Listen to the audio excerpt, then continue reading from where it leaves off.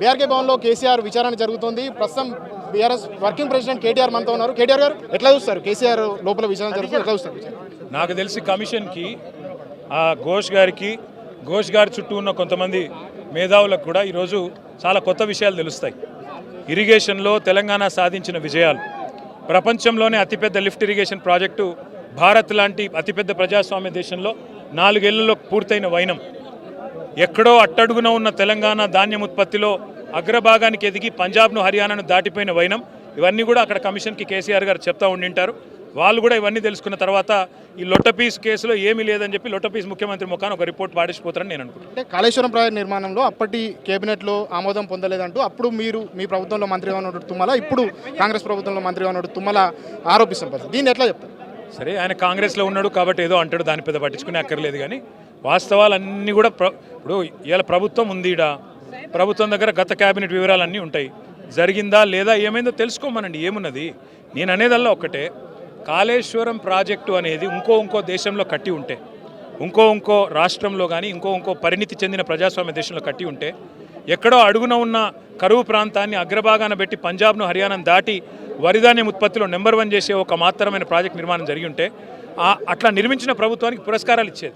కానీ మాకు ఇచ్చే పురస్కారం ఏంటంటే వీళ్ళ కమిషన్ల మీదకి వెళ్ళి దృష్టి మళ్ళించేందుకు 20%, 30% కమిషన్లు ఏదైతే సెక్రటేరియట్లో తీసుకుంటున్నారని చెప్పి బద్నాం ఉన్నదో దాని నుంచి దృష్టి మళ్ళించేందుకు ఈ కమిషన్ల పేరిట వేధింపులు, ఈ కమిషన్ల పేరిట సతాయింపులు. అయినా ఏం ఫరక్ పడది. రేవంత్ రెడ్డి ఎన్ని ఎత్తుగడలు వేసినా, ఎన్ని కథలు పడ్డా, ఆయన ఇచ్చిన 420 హామీల అమలు జరిగేదాకా, ఆయన ఇచ్చిన 6 గ్యారెంటీలు అమలు జరిగేదాకా ఆయన ఎంబడ పడుతూనే ఉంటాం. ఎన్ని రకాలుగా మమ్మల్ని వేధించినా మేము మాత్రం అర్జునుడి దృష్టి అంతా చిలుక కన్ను మీద అన్నట్టు నీ 420 హామీల మీదనే మా దృష్టి అంత ఉంటుంది.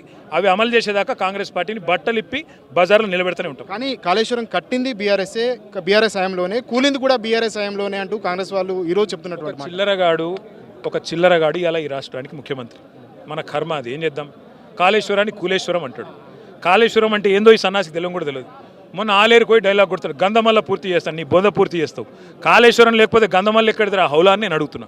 కాళేశ్వరం ప్రాజెక్టులో మిడ్మానేరు, అక్కడి నుంచి అన్నపూర్ణ, అక్కడి నుంచి రంగనాయక సాగరు, అక్కడి నుంచి మల్లన్న సాగరు, కొండపోచమ్మ సాగర్, ఆడికెళ్ళి గంధమల్ల. ఈయనకు గంధం అదంటారు చూడ సామెత, పందికేం తెలుసు గంధం వాసన అని. రేవంత్ రెడ్డికి ఏం తెలుస్తుందా ఇరిగేషన్ గురించి నాకు తెలియక అడుగుతా. అందుకే ఈ అవులగాడు ఎన్ని మాటలు మాట్లాడినా నేను అనేది ఒకటే, కేసీఆర్ గారి దగ్గర అప్పుడప్పుడు వచ్చి ట్యూషన్ తీసుకో, నీకు చేత అయితే మంచి పనులు చెయ్యి, చేత కాకపోతే మూసుకొని ఉండు. నీ 3 మంత్రులు చేసిరు మొన్న 15 నెలలు నువ్వు కాళ్ళు పట్టుకుంటే ఆఖరికి 3 మంత్రులు చేసిరు.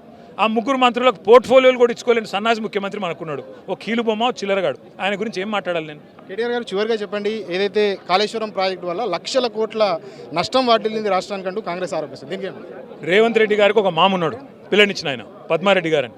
ఆయన చాలా చక్కగా చెప్పిండు, 94,000 కోట్లు ఖర్చైన ప్రాజెక్టులో 1,00,000 కోట్ల అవినీతి జరిగిందంటే వాడు తెలివి తక్కువడే వాడని అంటే అన్నాడు. మరి ఆ తెలివి తక్కువ ఆయన అల్లుడు ఇలా ఈ రాష్ట్రానికి ముఖ్యమంత్రి, అది మన కర్మ, అంతకంటే ఏం చెప్పాలి నేను?